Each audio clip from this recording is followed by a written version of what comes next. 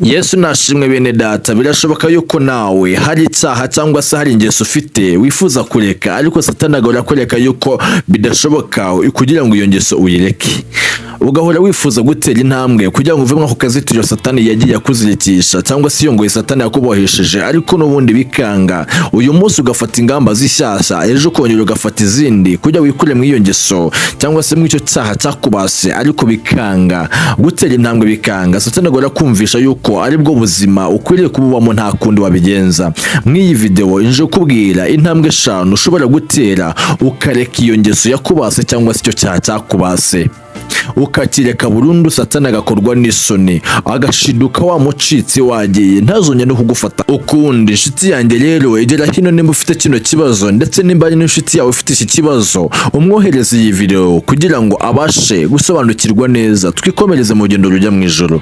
Nguhaye ikaze rero, njye nimujye kubana, nitwa Eric niyo kwizerwa. Iyi ni channel yitwa Hindura TV, ni ya channel yanyu inyuraho ibintu bigano bigiye bitandukanye. Kandi subscribe ufungure n'izogera, kandi rero like ku iyi video, hanyuma ndeke no muri comment tubwire ngo amena cyangwa se ndanyuzwe.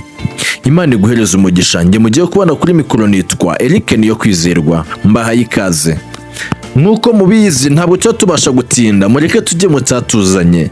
Satani ni umugabo w'imbaraga nyinshi cyane. Kumurwanya bisaba kuba utunze Kristo muri wowe, ndetse wambaye n'intwaro za Kristo. Satani akoresha uko ashoboye kose wowe nk'umukristo kugira ngo agucogoze, agushyire hasi. Rero iyo abonye hari akantu gatoya kabasha kugukurura, aho kantu nawe ukakagenderamo, abasha kubohesha ku buryo utazabasha kwikuramo. Rero iyo usitaye gato uri umukristo, ashobora kukubohesha ako kantu ku buryo neza neza kakubera ingoyi, kugira ngo uzabashe kukiyambura bikakugora, kikakubera imbogamizi, bikakubera ingeso kugeza ku munsi wose wa nyuma, bikarangira ubugingo utabubonye. Rero nshuti yanjye, dufite kunesha Satani, ndetse dufite gukora cyane, kuko nta mwanya tugifite wo gutakaza hano mu isi. Nk'umukristo akwiriye gukomeza gukizwa, agakomeza gukiranuka, agakomeza gusenga, agakomeza gusoma ijambo ry'Imana, agakomeza kwambara intwaro zose z'Imana kugira ngo abashe kunesha umwanzi Satani. Rero mureke tujye mu cyatuzanye, nkubwire izi intambwe 5 ukwiye gutera ukabasha kureka ingeso yakubase cyangwa se icyaha cyakubase Satani yakuzikiyemo, akwereka yuko ibi bintu bidashoboka, akwereka yuko bidashoboka kugira ngo ubashe kwiyambura iyo ngoyi yabashije kukuzirikisha. Intambwe ya mbere ukwiriye gutera kugira ngo iyo ngoyi uyivemo cyangwa se ureke icyo cyaha cyakubase, ucike Satani, mbere na mbere no kubanza ugatera intambwe yitwa kwemera icyaha, ndetse no kwemera iyo ngeso yuko ari ingeso, no kwemera icyo cyaha yuko ari icyaha. Mbere na mbere banza ukemere yuko ari icyaha. Reka kucyita amazina, ureke kukibatiza ayandi, ahubwo ukemere yuko ari icyaha kandi wemere intege nke zawe. Ibyo bizagufasha kumva yuko ugitunze muri wowe nk'icyaha, biguhereza imbaraga zo kubasha kugisohokamo cyangwa se kukireka. Iburya iyo wemeye yuko ufite icyaha, ukacyemeramo, ukavuga uti ariko nubwo bimeze gutya, njye ngiriye iyi ngeso ndayifite, iki cyaha ndagifite, cyananiye kukireka, ukabanza ukacyemera nk'icyaha. Ntukibatize amazina avuga uti ngo n'ubundi ni ukwiranja, n'ubundi ni uko Imana bishatse, n'ubundi ni uko Imana ibyifuza, kuko yaba itari kubyifuza yakuzamo imbaraga. Oya nshuti yanjye, ibyo byose ni ibikangisho bya Satani, ayo yose ni amajwi ya Satani. Banza wemere yuko iki ngiki ari icyaha kandi ugifite yuko ari icyaha kiri muri wowe. Biraguhesha imbaraga zo kugira ngo ubashe kugisohokamo. Satani akoresha uko ashoboye kose kugira ngo aza kwereke yuko n'ubundi nta yindi ntambwe washobora gutera ngo ariko Imana yabishatse, yuko ubigenda gutyo, akakwereka yuko ariko Imana ibyifuza nayo, kuko ngo yaba ngo atari kubyifuza ngo waba warabonye uburyo bwo kugisohokamo. Iyo turufu cyangwa se uwo mutego Satani akunze kuwutera muri bano bantu bameze gutya, akabumvisha aya majwi ameze gutya, ariko kubitira kure inshuti yanjye, ayo n'amajwi ya Satani. Mubwire yuko bidashoboka, mubwire yuko ukwiriye kugira uruhare rwo kugira ngo usohoke mu icyo cyaha. Banza ukemere yuko ari icyaha, nibwo uzabona imbaraga zo kugisohokamo. Ijambo ry'Imana dusanga mu gitabo cya Yesaya igice cya mbere muri wa 19 n'uwa 20, haratubwira ngo nimwemera mukumvira muzarya ibyiza byo mu gihugu, ariko nimwanga mukagoma inkota izabarya, kuko akanwa k'Uwiteka ariko kabivuze. Banza wemere iki cyaha yuko ari icyaha, banza wemeze muri iyi ngeso yuko ari ingeso kuko mu by'ukuri bizaguhesha imbaraga zo kugira ngo uyisohokemo kandi wemye umeze neza rwose nta mwotsi ukunukaho. Iyo yari intambwe ya mbere ukwiriye gutera kugira ngo ureke iyi ngeso cyangwa se kino cyaha, iyi ngo Satani yakubohesheje. Intambwe ya kabiri ukwiriye gutera niyo kwihana icyo cyaha. Kwihana ni urugamba rutoroshye, ni urugamba rusaba imbaraga nyinshi, zaba iz'umutima ndetse n'iz'umubiri n'iz'ibitekerezo. Ariko iyo ubasha gutsinda urwo rugamba ubasha kubohoka. Kwihana ni uguhindukira ukatera umugongo imirimo yose itegetswe na kamere mu buzima bwawe. Muri make ugatera umugongo ibidafite umumaro bigutandukanya n'umwami Yesu. Dawidi yari umuhungu mutoya yakundaga kwiragira udutama. Rimwe aza kuza kugenda ku rugamba ashyiriye mu bakuru biwe ngo arebe n'ukuntu urugamba rwifashe, hanyuma ashyira inkuru ise amubwira uko urugamba rumeze. Ashyitseyo asanga abakuru biwe ndetse n'abandi basirikare bose bahanganye n'umugabo w'igikweru uteye ubwoba witwaga Goliyati. Dawidi yegereye bakuru be arababatese, uriya mugabo uteye kuriya uri bumuneshe ndetse akamutsinda agakugira igisuzuguro ku Bisiraheli bose arahabwa iki? Bakuru be bahise bamwuka inabi baramubwira ati nge tuzi ubwibone bwawe n'agasuzuguro kawe. Ese twa dutama data yagusigiye kugira ngo uragire watonje kuturagira, ubundi niki kikuzanya hano ku rugamba? Dawidi ngo yese ko abatera umugongo, amaze kubatera umugongo arahindukira ngo abazundi, ubundi amubwira amakuru meza. Nshuti yanjye rero, ikizakubwira yuko Imana yenda kuguteza intambwe ikomeye mu buzima, uzahura na byinshi bigusubiza inyuma. Hari amagambo menshi y'abantu uzagenda wumva aguca intege. Hari abenshi uzishingikirizaho bagutenguye ku munota wa nyuma. Rero nshuti yanjye, ukwiriye gukora nkawe, ukagenda nkawe, ugahaguruka nkawe, Imana ikagukorera ibyo igukorera nkawe, kuko amaboko y'abantu arakurekura isaha n'isaha. Kwizera umuntu ni nko kugama munsi y'urukoma, kuko iyo imvura iguye n'ubundi ntibikubuza kunyagirwa. Ukwiriye rero gutera umugongo icyo cyaha ukakihana nkawe kugira ngo Imana ikugire neza. Rero kwihana icyo cyaha ukagitera umugongo nibwo buryo bwiza bwo kugira ngo ubashe gutera, nibwo buryo bwiza bwo kugira ngo ubashe kubohoka iyo ngo Satani yakubohesheje. Iyo ngiyo yari intambwe ya kabiri ukwiriye gutera. Intambwe ya gatatu rero ukwiriye gutera kugira ngo uve mu iyo ngo Satani yakubohesheje ni ukurinda umutima wawe n'intekerezo zawe. Hagarika gutekereza cyane kuri icyo cyaha cyangwa se kuri iyo ngeso utekereza. Hari igihe wumva wicaye cyangwa se wumva utuje ukumva yuko ukwiriye kubitekerezaho, ukumva yuko ukwiriye gutekereza kuri iyo ngeso, ukumva Satani arimo arakongwera akwereka ibyiza biri mu iyo ngeso cyangwa se uburyohe buri mu izo ngeso. Reka kubitekerezaho ko Satani azakora uko ashoboye kose agusure mu gihe uri wenyine. Reka kuba wenyine rero nshuti yanjye, nibwo bizagufasha kurinda umutima wawe ndetse n'intekerezo zawe. Shaka ibindi bintu biguhuza, uhure wumve yuko uri bize, hanyuma urebe yuko iyo ngeso utazayireka.